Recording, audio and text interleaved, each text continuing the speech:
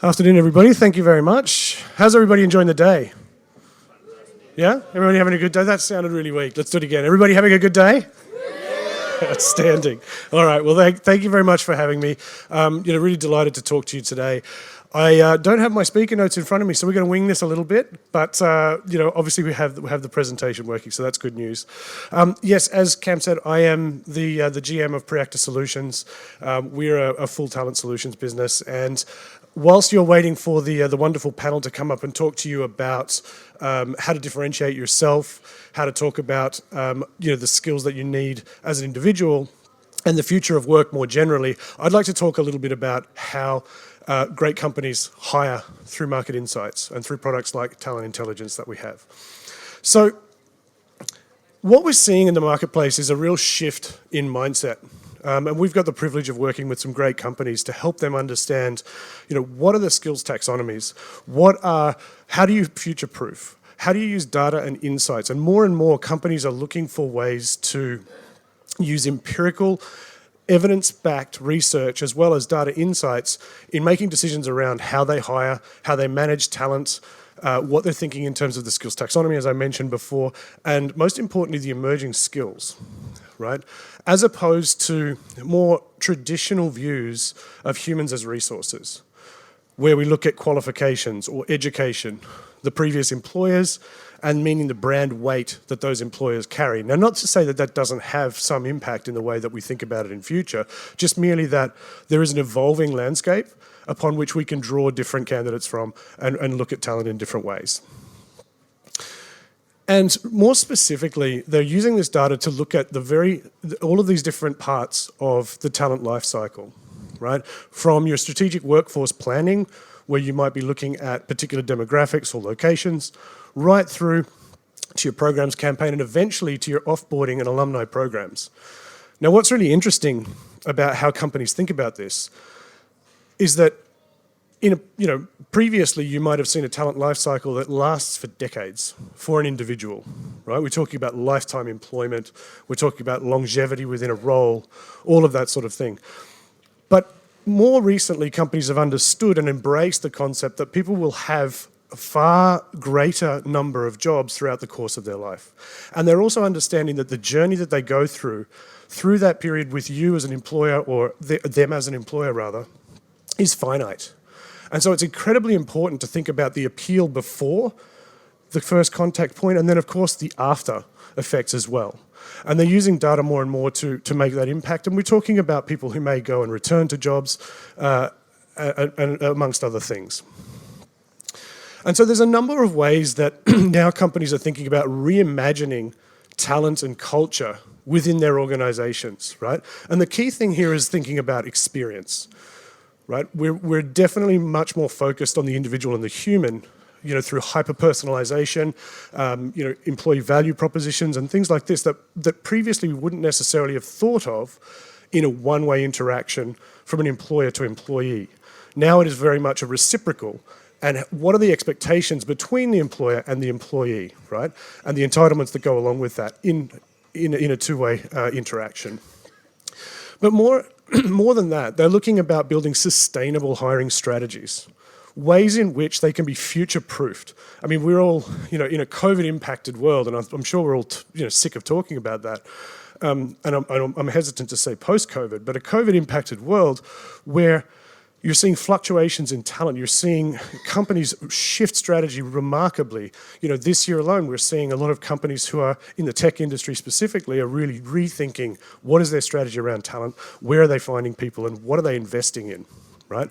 And the use of data is only going to increase in that. So we're also talking about alternative talent strategies, right? What are the skills that you as an individual or that are evolving? What sort of things can you use to transferably go to a different employer potentially? And of course, what are these emerging skills that are coming into need for market? I mean, I know there's been a lot of talk around AI, and I'll touch on that in a little bit, but these are things that, how are we going to deal with these changing and evolving marketplaces for talent and skills?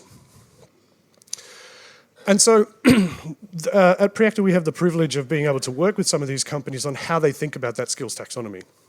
right? And we use that through our market insights and our talent intelligence capability to look at a number of these different metrics that you see down the left-hand side here, but we think about them in a much more objective way, right? So these on the right-hand side here, of course, are some visualizations of some of the metrics that we might be presenting back to a customer. But ultimately, we're looking at the technology preponderance, the emerging technologies, the market size. We can look at diversity. We can look at salary and bends, and the full company benchmarking. We can think about that in terms of location. We can think about that in terms of function, vertical, and we can help them to build strategic workforce plans and investment on how they're going to go about their talent in a longer term view. And we do that in a number of different ways, but the insights ultimately come down to how we can represent that, what recommendations we make, and what is the investment that they want to make into their particular company, into their particular markets.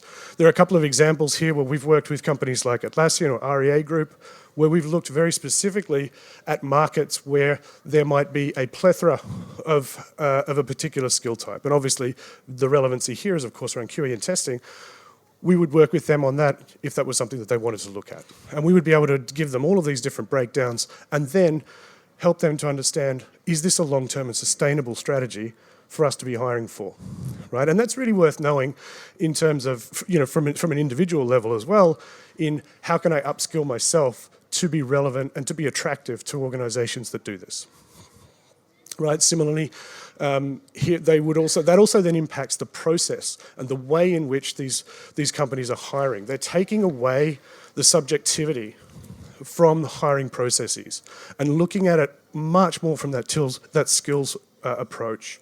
And they're looking at these as objectively as you possibly can in what's a very subjective field, which is hiring, right? And so looking at the specific metrics around every tactical part of your hiring process, and we use those insights to then start to create broader pictures and develop strategies around where we're looking for talent. And the biggest one of that, I've already touched on this, but the skills-based approach. Right? This is something that we're working with a number of companies on, trying to transform the way that they actually hire people, right? From a very data-driven approach on what we should be looking at, how do we remove bias, how do we remove subjectivity, how do we make sure that the assessments and the frameworks that we evaluate candidates on are accurate and give us good signal, right? And so that removes any of this subjectivity from that. And so, for example, that would be moving towards competencies instead of credentials. Right, from necessary qualifications to preferred qualifications, but more than that, the education to the knowledge and skills or the previous track record and achievements. So these are really interesting things to think about. Here, just to back that up, are some studies conducted by the Harvard Business Review, by Deloitte, LinkedIn, and the World Economic Forum. And the one at the top is very, very poignant here, where we talk about organizations that embed skills-based approaches are 63% more likely to achieve results, right? Now, what does that mean? Could be any number of things, but typically how we measure this is, of course, market penetration and revenue, or innovation, product to market, ability to growth numbers year on year.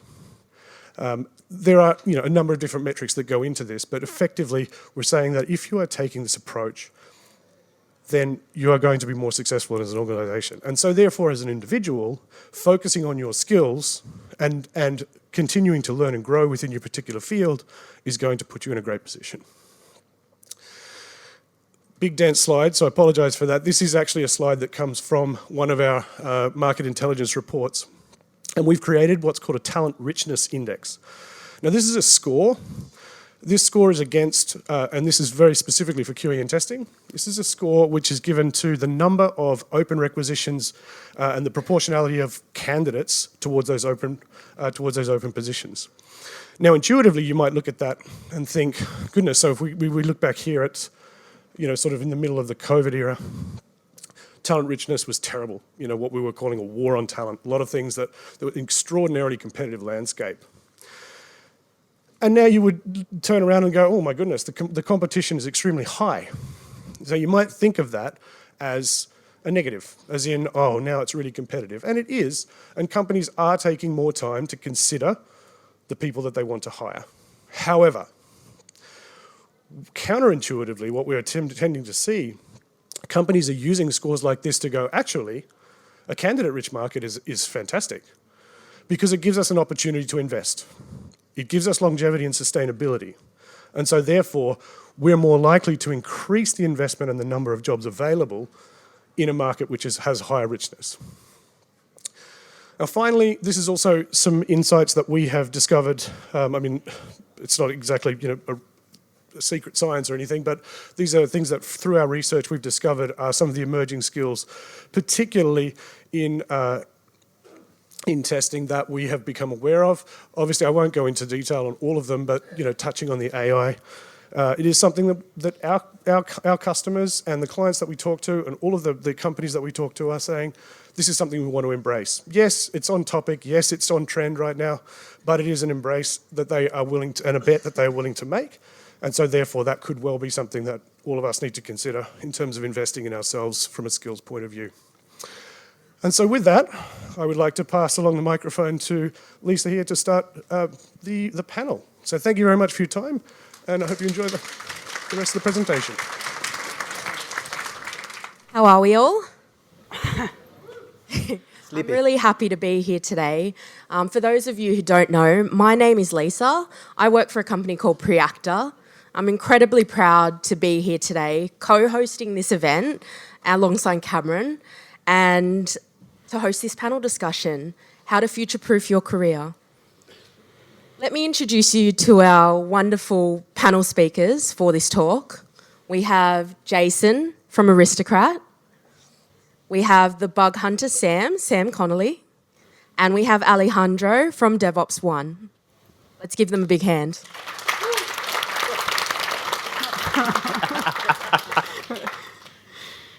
The reason we chose to speak about this topic today is because of all the changes that we've been seeing.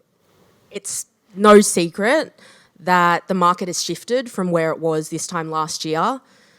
For a while now, there's been a lot of noise, redundancies, layoffs, budget cuts. We're seeing a huge number of applications across all of quality engineering and testing positions. I'm talking hundreds of applications for a single role. And then we're also observing a significant drop in contractor daily rates when we compare that average contractor daily rate from comparison to last year. So with the job market highly competitive for candidates who are looking for a new job, we thought it was really important to come here today to talk to you guys about how you can future-proof your career. Our panelists here all have experience in being highly employable, so I wanted to kick off this discussion with employability. And Sam, I'd love to hear from you first. You think I'm employable? I'm going to start off with a bunch of stories of how I've failed. I feel like I've failed upwards in my career as a tester. I've been doing this for about 12 years now, but have gone through a redundancy or two, tried a startup role. They ran out of money, which often happens in the startup world. Have gone through, experimented with a bunch of testing roles, have not passed probation, and have had to be fired twice. I've still managed to maintain employability. I think one of the sentiments we had with the previous discussion panel was sharing those tales of failure. And I think that's important when you are approaching your career, trying to figure out what your niche is, understand the values that you can bring to a company and what you want to get out of your role, so that you can fail quickly if a role doesn't quite fit. Will definitely increase your employability, but I'm pretty sure Jason's got some other insights into how to maintain employability too. Yeah. One of the things that to maintain employability is staying relevant to the industry, having a continuous learning mindset. Having said that, it means that always be on the lookout for things to learn, new things that are coming. There's plenty of resources out there. I can name it. For example, the Ministry of Testing, and you have the Test Automation University. There's so many resources out there as well for you to learn, regardless of which position you are. They help you to set you up for success. You'll be able to learn different skills like Playwright, Cypress, like what Cameron just share as well, Udemy as well. So those help you to be able to be staying relevant, and having that continuous learning mindset helps you to maintain the employability in the industry. Cool. Yeah. You want to add more? Yeah, it's on. Okay, cool. Testing. Testing. First of all, if any of you has been impacted in the last month by a redundancy or change of role, like what we want for you to take out of this talk is some of the things that you can do to become more resilient to change. So one of the key aspects of the current industry is that we're gonna continue to move through rapid change and roles gonna change. You think about AI and everybody's a bit scared about it, but like we saw in the early talk, it's just another tool similar to what automation was back 20 years ago. Now, to make it a bit more interactive, because it's 4 o'clock, the sun is on your face, I want to see how many of you have your CVs up and running now. Can you get your CV in a day, or do you have to set it up? Okay? Yeah? It's not that many, right? The experience that I have is every time I had to go through a change of my role, it's so stressful to have your CV ready.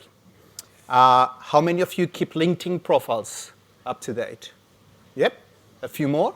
So you can see the shift to a digital platform and how it can get you some of those nice trends and show more within your marketability. Now, how many of you is thinking of even having a website for yourself? Yeah? Okay. Now, how many of you think having a website is going to cost you money and it's too hard? I agree with the first point. Too hard or too or pay for it? It can cost some money, Okay. depending on which infrastructure you're using. Now, You can spend a lot on a website if you want to. if you want to. But fascinating enough, we've got open source tooling. We've got a lot of capabilities where even a GitHub page is free. A GitHub account is free. And you can have your own page up and running. And that's, if anybody has any of those ones, so the people that have their websites, are they using those techniques or you're paying for it? And that's where we start to look around how you start to build your brand. Now, some of you might know me, and I've been wearing a hat for quite a while. And that was a conscious choice. So imagine going to an office where there's no sun, and they see this guy with the hat, right? It becomes this person of, oh, what's wrong? Are you getting bald? No, right? Trying to make sure that people start to recognize you, which is first impressions. But then the second part of it is you start to have the ability to then showcase yourself. I really love the presentation from Cam on regards to taking that energy and present what you're doing, because in reality, once people know and go like, oh yeah, I remember that guy from the showcase, or I don't remember that guy from the hat, or he's been posting on LinkedIn, all of that is part of the engagement that we need to have to connect. And I want to close this so I don't keep talking about it, but is networking is king. And in the age of COVID, networking can be made digitally and engage with people, or it can be on these type of events. So it's all around building the community around you to support you, but as well you supporting back. Yeah, I guess to counter that, you touched on personal branding, but I don't know if who else in this room has, their eyes glaze over as soon as corporate is like, we're going through a rebrand. These are our values. This is what we stand for as a company. I can see someone yawning already at the mention of branding. But taking those learnings and applying them to your own personal branding is also really useful. You can understand what your values are, what you bring to a particular role, and that can help you future-proof your career by understanding the value and, unfortunately, to use the marketing term, understanding your personal brand as well. Fair point. Yep. Jason, I know with you in teams that I've seen you build up in the past, you've had some really good visions around modernising things, and I've seen that you've really helped team members in your team to upskill. How do you encourage that sort of mindset to be able, because you touched on continuous learning before, but how do you actually get them to put it into practice? Yeah, that's a good question. So one of the things that, especially in the COVID pandemic, hit us 2.5 years ago and started this role with Aristocrat, and it's quite interesting. How do I lead the team, the leaders to be able to, especially key leaders, to be able to get into the same vision and build them up. So one of the things that I've been doing is investigating, leading the in terms of the development of the skill set through, yes, we can't have an on-site training anymore, I mean, for the time being, because of lockdown and whatnot across the world. But how do we think out of the box? Investigating the Coursera courses out there and setting up a training plan in place for everyone to look into that. And that has encouraged the team members to, okay, I'm going to take this Python course. Coursera is free, and they actually have encouraged the team members, the rest of the team members, to take this up as well. And apart from that, we have meetups, virtual meetups that I actually encourage by going by myself and then set a meeting, say, hey guys, let's go do this together, and then let's take the key learnings out from there as well. And that has already helped them as a first step. Then they have continued this as well, like the recent Sydney Testers meetup as well, that a few members actually say, hey Jason, a few of us have gone through there, it's really great. So by setting the examples, a role model, that's the key to establish this. Yeah, that's an important point. Like, you bring up doing Coursera and online courses and whatnot, but put your hand up if you've ever completed an online course. I've Ooh, done. yeah, two. Oh, there we go. Completed? Yes. Yeah. I'm like, I don't know how many courses I've signed up for and I have never completed. So how can you make it easier, like, to drag people along on that journey in your team? Yeah, one of the things that we did is actually blocking the time. Every fortnightly, at Fridays in the afternoon, we block the time for personal development. And obviously, I'm blessed to have a support from a leadership up there as well, that management support, that yes, you can allocate this time to self-improve yourself, whether which course you're doing, whether it's Python, whether it's C++, or whether it's C#, that helps them, and then lock it in that time frame. No projects, just personal development. So, Jason, I have a question for you though, because one of the challenges I've had was, how do I encourage people to take the leap into the continuous learning?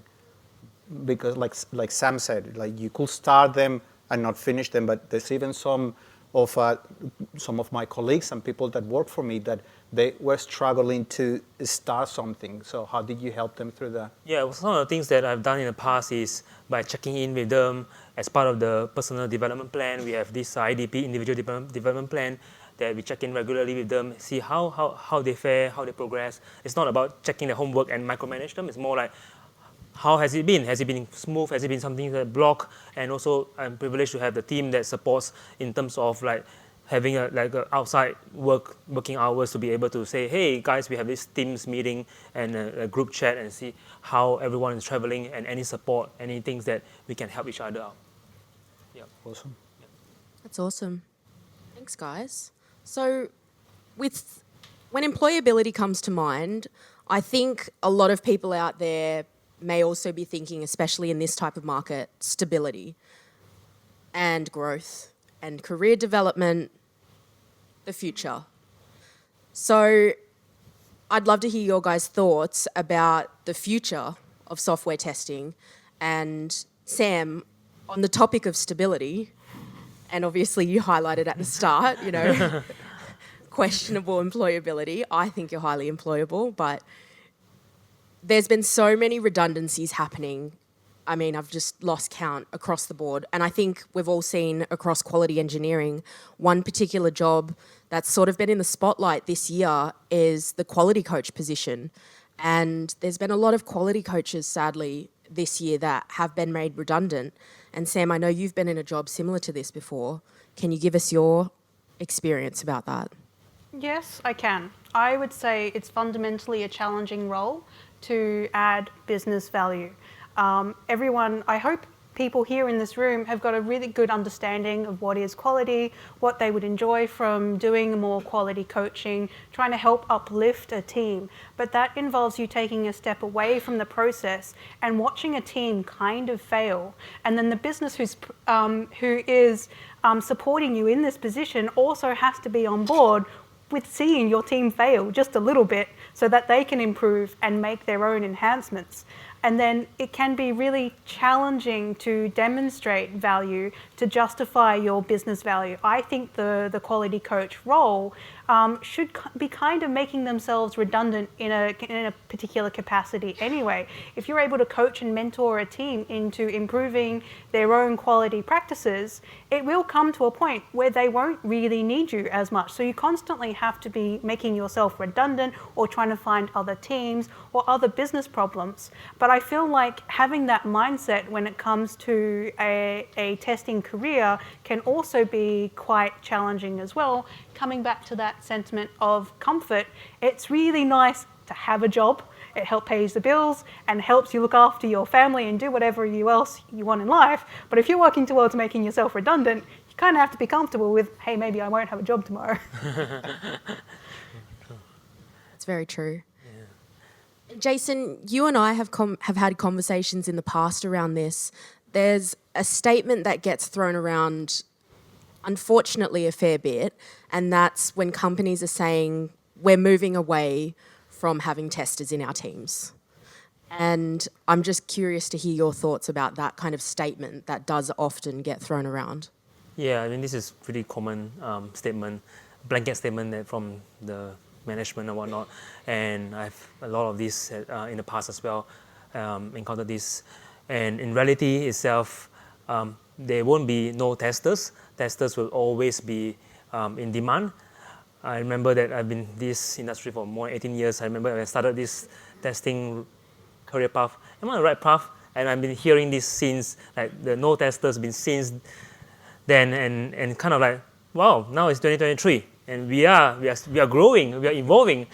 Where's all the naysayers? I mean, again, I know it's 435 here. I'm not pumping positive stuff, but it's actually from the experience, from the lessons learned out there as well, that testers are always in demand.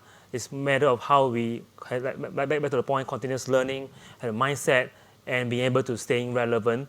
And testers have a unique skill set, being analytical, being curious, and most importantly is having the extensive domain knowledge. And up to these days, even in my current role as well, they are saying, oh yeah, Jason, your team has the most extensive knowledge about how the slot machine works. And how does it work? I mean, compared to the development team that have been developing this application. So there you go, testers have.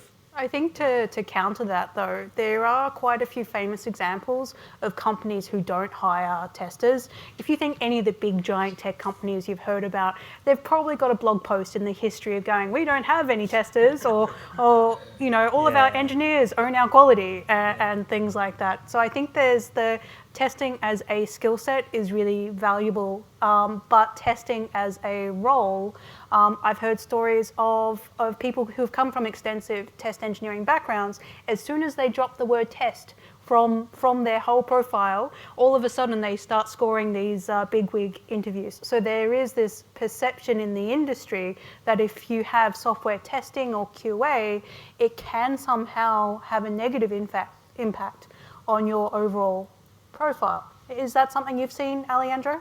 Oh, definitely. And one of the areas that I see is the hype of the latest trends. But one of the challenges is that doesn't relate to what every company organization has in the tech stack. So we've been talking to organizations that have legacy mainframes from 40 years. You're not going to be able to build this engineering owning quality completely, because those systems are still have a legacy and structure what is necessary for what they do. And not every organization is going to be happy to invest X amount of money into changing into a microservice infrastructure. And then you're even going to have those organizations that have failed, and they're into this hybrid model that pretty much trying to go to a model of no tester is not going to work. I've worked in startups, I've worked in enterprise, and I see the benefit of all roles.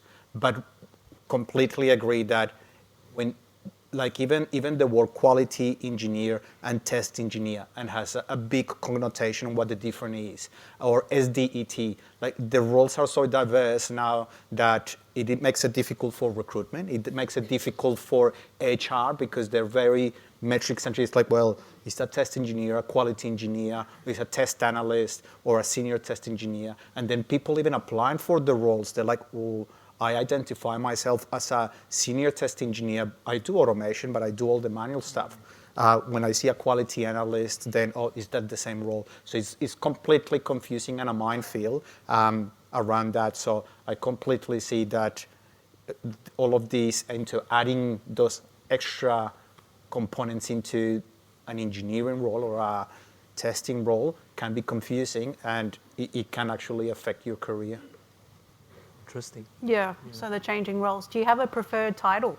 If you could go by any title. Oh, funny enough, every time they ask me, what do you do? I say, I'm a hamster master. What? It's like, well, it doesn't matter. I do a job. You can call me whatever you want. I'm going to do something to find value to your team. You can call me anything you do as long as you give me the power for me to be able to bring you benefit. Yeah. So as far as I'm concerned, you can call my role whatever you want, and it's all about outcomes. But doesn't necessarily reflect as easy into the conversation. It's like if I have to stick to the QA label, maybe quality advocate, like I can't assure quality any more than that next random person. Only your customers can tell you've got a high quality product or not. Definitely. But I think product risk investigator, I think, is my favorite title. Nice. You, Jason? I think probably I'm leaning towards like more like quality practice lead, because it embodies the practice and doing it rather than being advocating only. So there's a huge piece of component. But again, it's just playing with the words, the title. Yeah, like I agree with Alejandro that the scope of the job is important here. The title is, at the end of the day, is a title. But what is the outcome that we bring value to the organization? That's a key point. No, I think so too. All of you bring value to, I've seen it firsthand. In terms of the future of testing, I think something else that people often think about is, and we're getting bombarded on LinkedIn about this, I certainly am, and I'm a big fan of ChatGPT these days, I'm not going to lie, and that's AI. How do you guys see AI impacting the future of software testing? I think it will overall be a good thing. I'm not too concerned about AI taking my job. But I think there's a huge potential for testers to get involved with the ethics of AI. Just a recent example in the Australian context, RoboDebt was an algorithm to automatically give debt for people on government pensions. The issue is that government support is calculated on a fortnightly basis, but they were pairing it with data from the ATO, which is yearly income data, and then automatically generating debts that you owe the government. There have been 3 suicides linked to this whole robo-debt and a huge kerfuffle.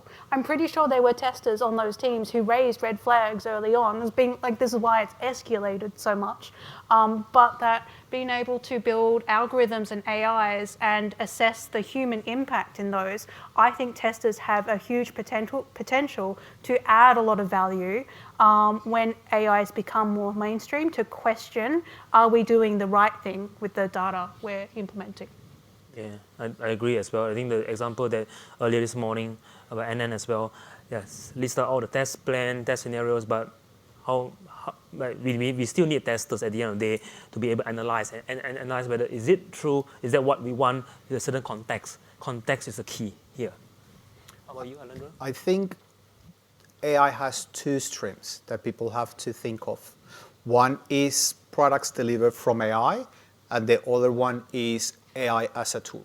So we look at ChatGPT, GitHub Copilot, and many other tools that assist us to improve our velocity, right?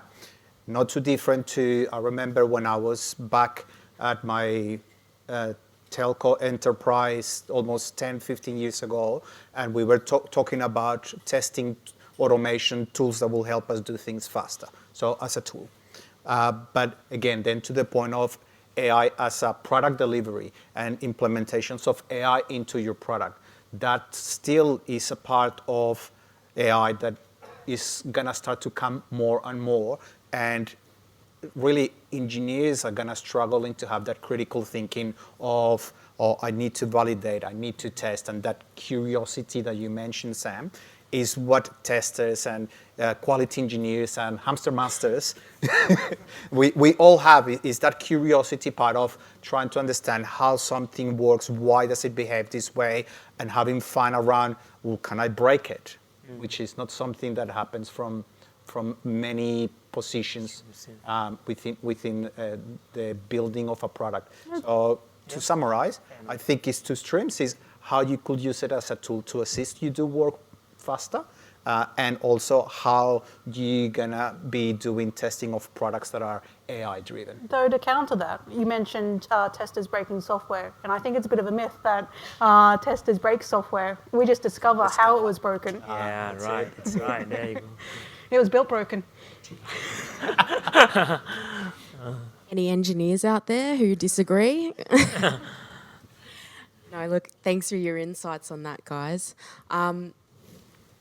I think we'll probably wrap up on that note, but I just hope that you guys would take away from this talk, you know, whether you've been struggling to find a new role or whether you've just been uncertain about the future of your own position, I hope that you've been able to resonate with some of the things that we talked about, and, you know, whether that was employability, maintaining, understanding your role and your niche as a tester, and being able to embed a continuous learning mindset into your own life and workplace, or being aware of the trends and the demand for different skills, or being aware of these new emerging things that people are afraid of. And building a brand and networking as well, because it's incredibly important. And I think the three of these guys do it incredibly well, and a number of people that I see here in the room who maintain employability. So thank you for your time and attention. And I think we have a little bit of time for some questions.